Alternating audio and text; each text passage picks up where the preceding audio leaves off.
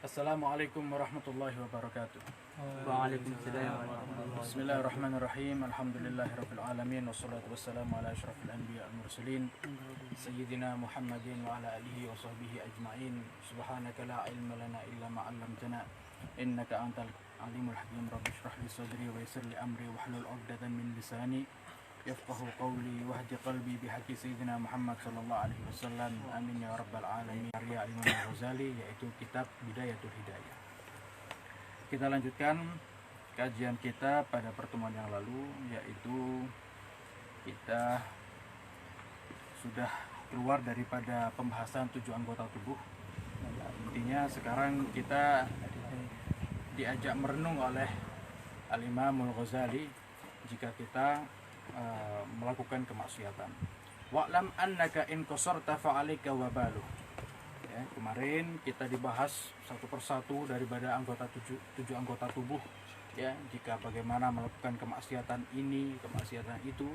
Nah, di sini Imam Al-Ghazali mau memberi nasihat kita lagi. Wa'lam, dan ketahuilah kalian semuanya, annaka in qasarta fa'alika wabalu. Kalau kalian merendahkan, jika kalian meremehkan maksiat kepada Allah Subhanahu wa taala, maka sebenarnya Anda adalah orang yang paling rendah di sisi Allah Subhanahu wa taala. Jika kamu merendahkan, jika kamu meremehkan maksiat kepada Allah, maka kamu akan diremehkan oleh Allah Subhanahu wa taala dan akan direndahkan oleh Allah Subhanahu wa taala. Wa in syamarta fa ilaika ta'udu thamaratuh. Kalau kalian semangat, kalau kalian sungguh-sungguh di dalam taat kepada Allah Subhanahu wa taala atau menjauhi maksiat, fa ilaika ta'udu thamaratu, maka otomatis niscaya kalian akan mendapatkan buah hasil daripada ketaatan dan usaha kalian dalam menjaga maksiat. Nah, wallahu ghaniyun 'anka wa an 'amalik, dan sejatinya Allah Subhanahu wa taala sama sekali tidak butuh dengan kita. Sama sekali Allah Subhanahu wa taala tidak butuh dengan amal soleh kita, enggak butuh. Dengan amal soleh kita Allah enggak butuh.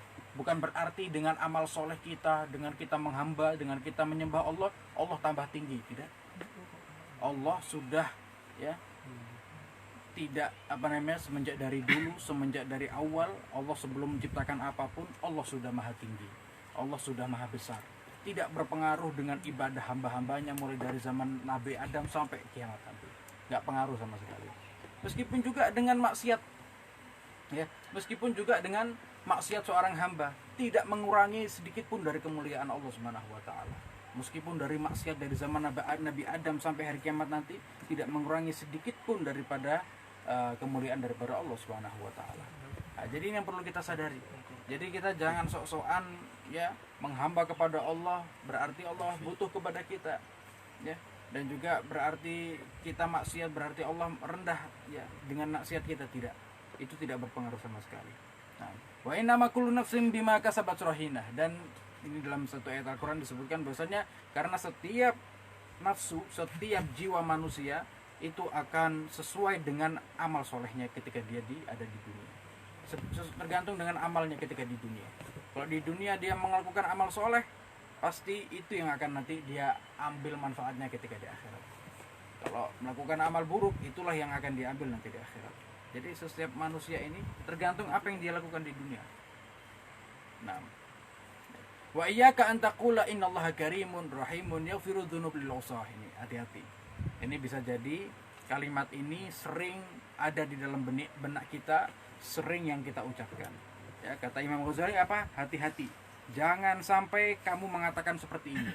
Innallaha karimun rahim. Allah itu Maha Pemurah, Allah itu Maha Penyayang. Yaghfiru dzunub lil usah. Allah itu akan mengampuni dosa-dosa bagi para pemaksiat. Ya. Jadi dengan kalimat ini akhirnya kita akan suka-suka dalam melakukan kemaksiatan. Kenapa kau masih maksiat? Allah Maha Pengampun, ya, Allah Maha Penyayang, Allah Maha Pemurah, pasti nanti akan saya diampuni. Udah, maksiat aja dulu, nanti tobat. Ya, maksiat aja dulu, nanti kita minta ampun habis ini, kita istighfar habis ini. Ya. Nah, ini hati-hati yang seperti ini. Ini kalimat yang bisa jadi sering ada di dalam benak kita, atau yang bisa jadi yang sering kita ucapkan. Fa inna hadhihi kalimatu haqqin urida biha batil. Sebenarnya betul yang diucapkan tadi, ya, dari segi ucapannya betul, Ucapannya betul bahwasanya Allah Maha Pemurah, memang Allah Maha Pengampun, memang Allah Maha Penyayang, betul. Allah akan mengampuni hamba-hambanya yang bermaksiat, memang iya, betul, nggak salah, 100% betul. Akan tetapi kalimat yang benar ini ditujukan kepada sesuatu yang salah. Ditujukan untuk apa? Untuk meremehkan Allah Subhanahu wa taala. Yang harusnya kalimat itu membuat kita semakin berhati-hati bermaksiat kepada Allah Subhanahu wa taala, akan tetapi kalimat itu malah disalahgunakan, dibuat meremehkan Allah Subhanahu wa taala. Akhirnya dengan sifat pemurahnya Allah, dengan sifat penyayangnya Allah, dibuat kita semakin bermaksiat kepada Allah Subhanahu wa taala. Ini hati-hati, ini kita tertipu dengan yang seperti itu. Wa sahibuha mulaqqabun bil hamaqah bi taqibi Rasulillah sallallahu alaihi wasallam. Ini apa yang dikatakan oleh Rasulullah? Bahwasanya Rasulullah menyebut orang yang seperti ini sebagai orang yang bodoh, sebagai orang yang dungu. Ya, buktinya apa? Di dalam hadis Nabi Muhammad sallallahu alaihi wasallam, al-qayyis man dana nafsahu wa amila lima ba'dal maut. Orang yang cerdas, orang yang cerdik, ya, orang yang pintar. Definisi dari Nabi Muhammad sallallahu alaihi wasallam yang bagaimana? Ya, man dana nafsahu. Dia yang bisa mengendalikan daripada nafsunya. Dia yang bisa mengontrol daripada nafsunya.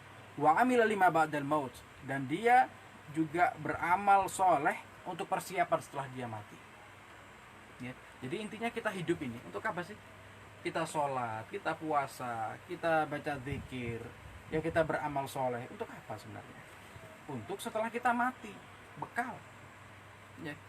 Jadi memang ad-dunya ini disebutkan oleh sebagian ulama mazra'atul akhirah, sebagai ladang akhirat. Ibarat kalau antum ada ladang, ada tanah, ya, ada sepetak tanah, antum gunakan di sana tanam tanam padi, beras itu, kemudian jagung dan sebagai apapun, ya, dan akhirnya hasilnya kan nantinya akan antum nikmati. Begitu juga dunia ini tempat antum menanam yang akan dipanen nanti di akhirat. Kalau misalkan antum menanamnya ketika di dunia ini yang baik, pasti nanti yang akan tumbuh adalah suatu hal yang baik nanti di akhirat. Begitu juga kalau misalkan antum tanam suatu hal yang buruk, ya, misalkan tidak antum merawat, ya, tanaman itu ibarat kalau tidak kita rawat, tidak kasih pupuk, nggak dijaga daripada hama, kemudian nanamnya asal-asalan, ya. Begitu juga kalau di dunia ibaratnya kalau kita ibadahnya asal-asalan, nggak pernah ibadah dan sebagainya, ya itu hasilnya sudah rusak. Nah, itu jadi ya. Nah, jadi kita beramal untuk persiapan mau mati. Jadi kita sekarang ini, kita belajar ilmu seperti ini, ya, kita beribadah puasa seperti ini persiapan mati. Nggak ada lagi sudah. Mau apa lagi coba? Ya, dengan kita seperti ini bukan berarti kita meraih keuntungan dunia, nggak ada. Ini semua adalah bentuk persiapan mati. Ya. Nah, jadi manusia itu harus sadar semuanya kalau semuanya bakal mau mati. Ya. Jadi nggak perlu heboh-heboh 15 Ramadan mau kiamat, ini kiamat. Dari dulu sudah tanda-tanda hari kiamat. Dengan munculnya Nabi Muhammad, ya, dengan diutusnya Nabi Muhammad, itu sudah tanda kiamat. Ya, sebenarnya harus dari dulu kita ini, semenjak kita lahir, semenjak kita balik, harusnya kita ini mempersiapkan untuk persiapan untuk kita mati, amal soleh. Ya, baru nanti kalau ada orang yang bikin gonjang-ganjing seperti itu, bingung semuanya, akhirnya ingat mati semuanya, akhirnya beramal soleh lainnya. Kenapa nggak dari dulu? Padahal sudah dikasih tahu dari dulu sama Nabi Muhammad SAW. Ya, tanda-tanda kiamat itu mulai dari zaman Nabi Muhammad sudah ada. Ya, disebutkan suatu hadis Nabi, jarak antara aku diutus menjadi nabi dan hari kiamat itu kahatain, seperti ini kata Nabi Muhammad. Kira-kira ini dekat apa jauh? Ini antara jari tengah dan jari telunjuk. Seperti ini kata Nabi Muhammad. Jarak antara aku diutus menjadi nabi dengan hari kiamat. Sedangkan Nabi Muhammad diutus menjadi nabi berapa ratus tahun yang lalu? Sekitar 1400 tahun yang lalu lebih. Jadi seperti ini. Jangan dikira hari kiamat nantilah, nunggu saya punya cucu dulu. Ya, kapan punya cucu? Ya. Nah, jadi intinya kita persiapan harus mulai dari dulu. Persiapan beramal soleh untuk persiapan mati. Wal ahmaqu man atba'a nafsahu hawaha wa tamanna 'ala Allahil amani. Ya. Dan orang yang bodoh itu dia orang yang pintar, orang yang cerdas, ya, yaitu dia yang bisa mengendalikan nafsu dan beramal untuk persiapan mati. Wal ahmaqu man atba'a nafsahu hawaha wa tamanna 'ala Allahil amani. Dan orang yang bodoh itu adalah orang yang mengikuti hawa nafsunya ya, yang tidak mengontrol hawa nafsunya, tidak mengendalikan hawa nafsunya, hawa nafsunya, tamanna 'alallahil amani, dan berangan-angan dengan angan-angan yang macam-macam. Itu tadi salah satunya, dia berangan-angan bahwasanya Allah, saya udah maksiat aja dulu, santai. Ya, santai. Ya, kalau kamu masih dikasih kesempatan taubat. Kalau kamu tengah-tengah maksiat dicabut nyawanya gimana coba? Ya untung kalau misalkan kamu habis maksiat masih dikasih taubat kemudian mati, enak sudah, habis dosanya. Ya, bisa jadi matinya husnul khatimah. Kalau misalkan di tengah-tengah maksiat kita dicabut nyawanya, siapa yang jamin? Kata. Jadi orang yang bodoh seperti itu. Dia yang gampang berangan-angan, sudahlah nanti aja saya tobat, nanti aja ketika Ramadan saya tobat nanti. Ya. Buktinya sampai Ramadan ini nggak tobat-tobat, tetap aja maksiat.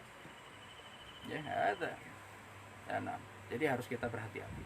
Wa'lam anna qaulaka hadza yudahi'u qaula man yuridu ay yasira faqihan fi ulumiddin min ghairi ay yadrus ilman. Ya. Ini kata Imam Ghazali, ini ketahuilah orang yang seperti tadi itu, orang yang mengharap ampunan Allah, mengharap rahmat Allah, tapi dia tidak beramal soleh. Itu ibarat apa? Katanya Imam Ghazali, wa'lam, ketahuilah sungguhnya ucapan yang tadi itu, orang yang suka bermaksiat dengan harapan Allah nanti akan mengampuni, itu seperti orang yang kepingin pintar dalam ilmu agama, kepingin alim, kepingin jadi orang yang faqih, kepingin jadi orang yang alim, tapi dia tidak belajar. Mana mungkin? Ada disebutkan dalam satu syair, laisal mar'u yuladu aliman. Tidak ada manusia itu tidak ada orang itu ketika lahir langsung jadi orang alim, itu enggak ada. Coba antum ketemu cari di sejarah-sejarah manapun, ya, ilmuwan manapun, cendekiawan manapun, ya, kalau dia lahir kemudian langsung jadi orang alim. Coba cari kalau ada, dan itu pasti mustahil, nggak ada pasti. Ya, nggak ada orang yang dilahirkan langsung alim, pasti dalam proses belajar, pasti, nggak ada. Ya, begitu juga dengan Nabi Muhammad SAW. Meskipun Nabi Muhammad belajarnya beda dengan kita manusia biasa. Kalau Nabi Muhammad belajarnya langsung kepada Allah Subhanahu Wa Taala. Addabani Rabbi bi ahsani ta'dibi. Allah yang mengajarkan saya adab, Allah yang mengajarkan saya langsung bi ahsani ta'dibi, dengan pengajaran yang paling baik. Beda, cuman tetap harus proses belajar. Sampai Allah Subhanahu Wa Taala mengajarkan kepada Nabi Muhammad satu doa, apa itu? Rabb wa qul rabbi zidni ilman. Wa Muhammad, katakan Muhammad, ya, Rabbi zidni ilma, ya Allah tambahkanlah aku pemahaman ilmu. Nabi Muhammad yang sudah disebut sebagai Madinatul Ilm, raja daripada ilmu, kotanya ilmu, nggak ada yang bisa mengalahkan ilmunya Nabi Muhammad. Ilmu apapun, bukan hanya ilmu agama, ilmu apapun, kedokteran, Nabi Muhammad paling istimewa. Ilmu apa? Ilmu apapun. Ya, ilmu geografi, ilmu antropologi, ilmu sosiologi, ilmu apapun. Coba antum lihat di sekolah-sekolahnya antum. Ilmu apapun, kasih semuanya sama Nabi Muhammad. Ya, nggak ada bandingannya semua. Nabi Muhammad yang nomor pertama. Itu pun sama Allah Subhanahu Wa Taala masih diperintahkan dalam ayat Al-Quran itu ada. Qul rabbi zidni ilma. Muhammad, katakanlah, doalah kepadaku, ya Allah tambahkanlah aku ilmu. Itu untuk Nabi Muhammad. Bagaimana dengan umatnya yang masih bodoh-bodoh ini? Nah, jadi intinya adalah kita juga harus belajar ilmu. Kalau misalkan mau jadi orang yang berilmu, nah begitu juga tadi. Ya, kita mau mau mendapatkan kasih sayang Allah, mau mendapat mendapat sifat-sifat baik dari Allah Subhanahu Wa Taala, berarti kita harus taat kepada Allah Subhanahu Wa Taala. Nah, washtaghala bil batalah. Wa qala innallaha karimun rahimun qadirun ala ayyufidha ala qalbi minal ulumi afadahu ala qulubi anbiya'i wa awliya'i. Ini ada orang yang lalai mengatakan bahwasanya udah, ya, Allah itu Maha Pemurah, Allah itu Maha Penyayang, Allah itu pasti bisa mencurahkan ilmunya kepada saya di dalam hati saya ini, sebagaimana Allah memberikan kepada para aulianya, kepada para anbiyanya. Ya, ini orang yang tertipu yang seperti ini. Sama, sudah, Allah pasti, meskipun saya tanpa susah payah cari ilmu, tanpa saya susah-susah untuk cari ilmu, pasti nanti Allah akan kasih saya ilmu dalam hati saya. Gak usah saya belajar sudah. Ini orang yang tertipu ini. Gak ada, semua orang belajar. Ya, semua orang belajar. Ya, kecuali para anbiya, Nabi Muhammad, mereka belajarnya beda, mereka belajarnya langsung sama Allah Subhanahu Wa Taala. Tapi selain para anbiya, semuanya dari sahabat Nabi, dari para aulia, semuanya belajar. nggak ada. Syekh Abdul Qadir Al-Jailani, Sultanul Aulia, rajanya para wali, belajar. Ya, mulai dari muda beliau belajar, berkelana sudah mencari ilmu, jalan kaki. Ya, sampai cari guru sana, cari guru sini. Itu Syekh Abdul Qadir Al-Jailani. Padahal Syekh Abdul Qadir Al-Jailani itu mulai dari kecil sudah tampak kewaliannya. Syekh Abdul Qadir Al-Jailani itu, ya beliau itu ketika bayi masih masa-masa menyusui, ketika masuk bulan Ramadan di siang hari beliau nggak mau menyusui. Ya, jadi beliau bayi Syekh Abdul Qadir Jalani ketika di siang hari bulan Ramadan beliau tidak mau menyusui, ikut puasa. Ini bayi yang sudah tampak kewaliannya. Ya, bukan berarti akhirnya ini wali akhirnya nggak belajar. Apalagi kita yang hanya sekedar dapat predikat wali murid. Itu pun kalau sudah menikah, kalau belum menikah ya nggak dapat wali murid. Ya, nah, intinya adalah kita harus tetap belajar. Ya, dan juga tadi harus tetap ada usaha. Ya, kita mendapatkan kasih sayang Allah ya berarti kita harus taat kepada Allah Subhanahu wa taala. Bahwa qauli mayuridu malan faidrukul hirasa wa tijarah wal kasab. Nah, ini pentingnya. Ya, begitu juga dengan ucapan orang yang ingin mendapatkan harta, ya, orang yang ingin dapat uang tapi nggak kerja.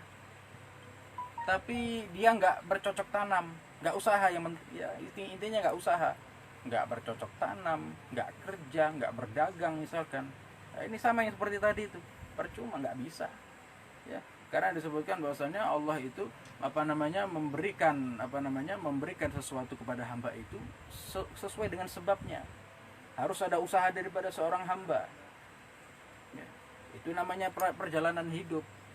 Kalau hidup sekedar semuanya Allah kasih tanpa kita ada usaha ya nggak ada. Jadi hidup ini nggak ada challenge-nya, nggak ada tantangannya. Kalau semuanya kita terima bersih dari Allah Subhanahu wa taala, harus ada usaha. Nah, ibadah usaha. Ya, capek-capek kita ibadah, sholat 5 waktu kita jaga.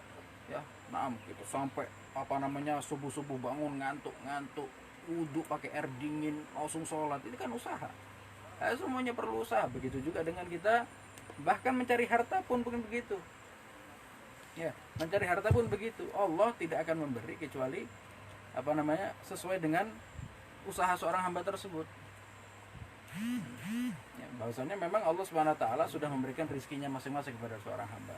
Ya, wa ma min dabbatin illa 'alallahi rizquha. Semua siapapun yang hidup ya di permukaan bumi, semuanya dapat rezekinya masing-masing. Semua sudah ada catatan rezekinya masing-masing. Mulai dia dari hidup sampai dia mati, semuanya ada catatannya masing-masing. Per orang, per makhluk hidup, hewan-hewan, ya, hewan-hewan yang paling kecil sekalipun. Ya, di hidup yang di laut, plankton, kemudian yang biasa hidup di di udara ini yang kecil-kecil itu, semuanya sudah ada jaminan rezekinya mulai dia lahir, ya, semenjak dia sudah muncul di dunia sampai dia mati. Semuanya ada, tapi semuanya perlu ada usaha. Ya, semua ada usaha, tapi perlu tawakal. Usaha nggak perlu yang getol sampai menghilangkan ibadah, tidak. Ya, ada orang yang masya Allah ini harus kita usaha sampai usaha kerjanya ngalah-ngalahi ibadah, sampai sholat 5 waktunya ditinggal.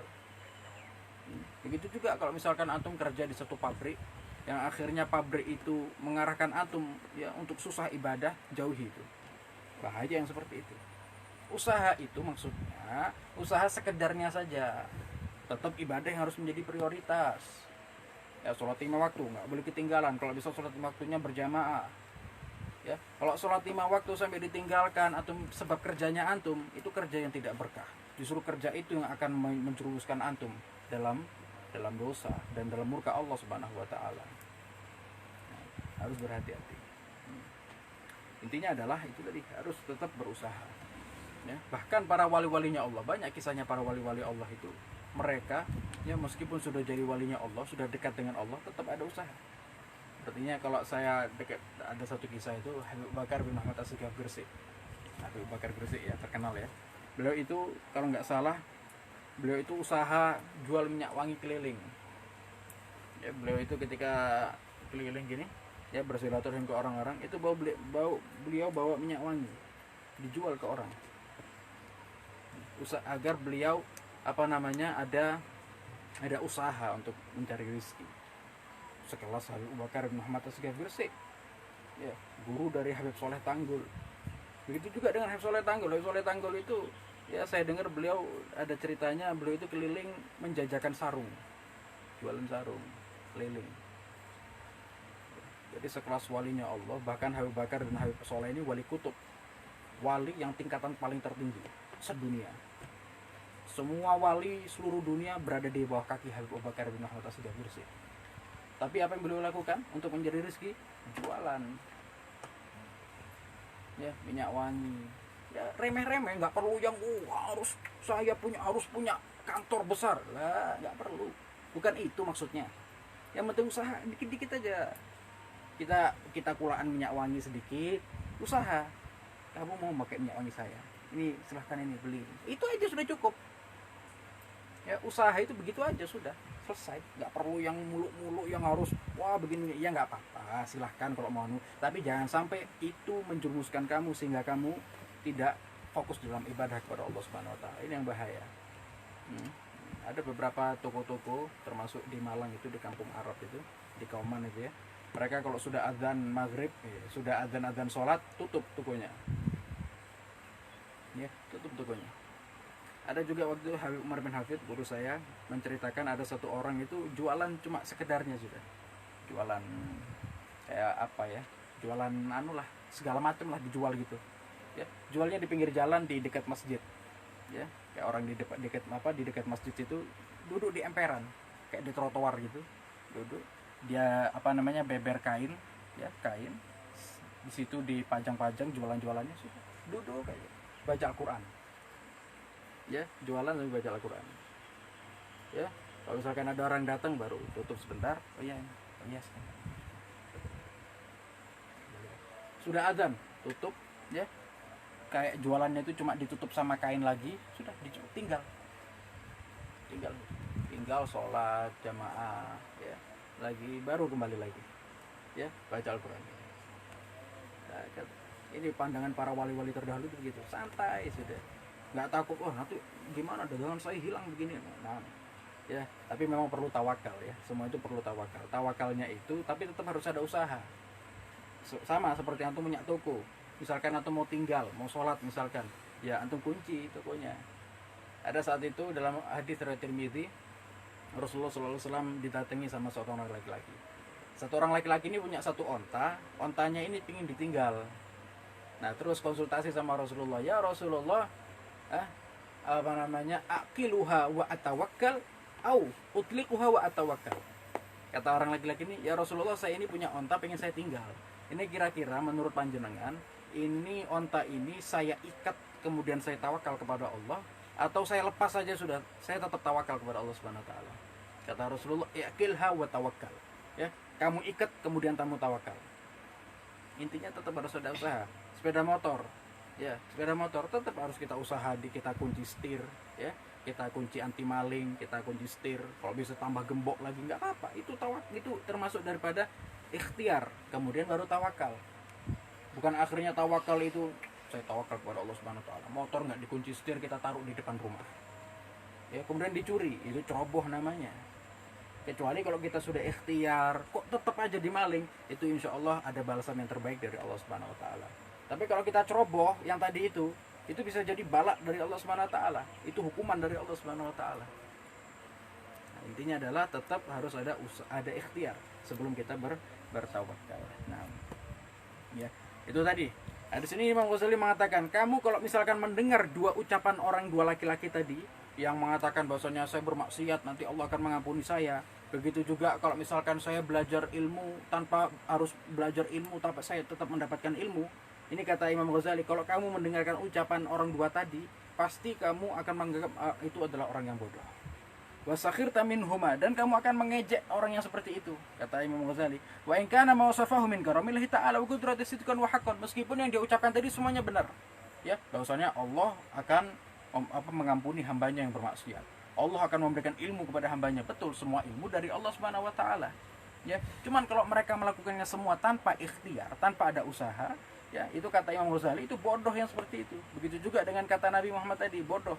Fakadzalika yadhaku 'alaika arbabul basair fid din. Itu nanti kamu akan diketawai sama orang-orang yang ahli ma'rifah, sama orang-orang yang alim, akan diketawakan yang seperti itu. Mustahil. Harus ada usaha.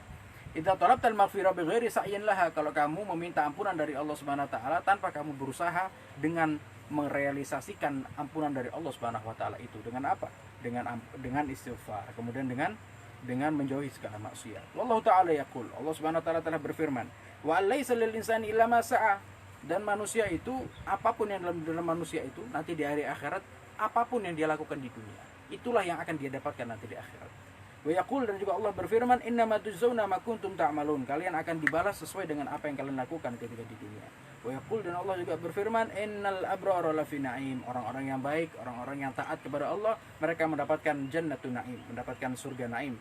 Wa innal fujjara lafi jahim, orang-orang yang membelot kepada Allah Subhanahu wa taala, yang maksiat kepada Allah, dia akan masuk neraka. Nah, ini ya. Nah, jadi ini nasihat dari Imam Ghazali agar kita tetap tidak boleh lengah. Intinya kalau kita ingin ampunan dari Allah, tetap harus ada usaha untuk menjauhi maksiat. Begitu juga kalau kita mendapatkan ilmu, harus ada usaha untuk belajar. Kita mau mendapatkan harta, kita mau mendapatkan uang, harus tetap ada kerja. Ya. Waktu itu ada satu kisah Nabi Isa alaihissalam. Nabi Isa itu pernah jalan, ada satu orang yang duduk aja di pinggir jalan itu sambil pegang tasbih, ya, kayak beribadah itu di pinggir jalan. Ya, kata Nabi Isa, "Ma yaf'aluk?" Apa yang kamu lakukan di sini? Kata orang ini, "Ata'abbad ya Ruhullah." Ya, saya lagi beribadah ya Ruhullah. Nabi Isa kan julukannya Ruhullah.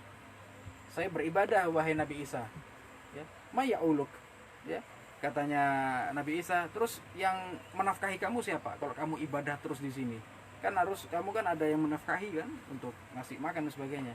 "Akhi," katanya orang ini, "oh ya, ada saudara saya yang mencari nafkah." Ya, "Akhuka a'badu minka." Itu saudaramu itu lebih ahli ibadah daripada kamu.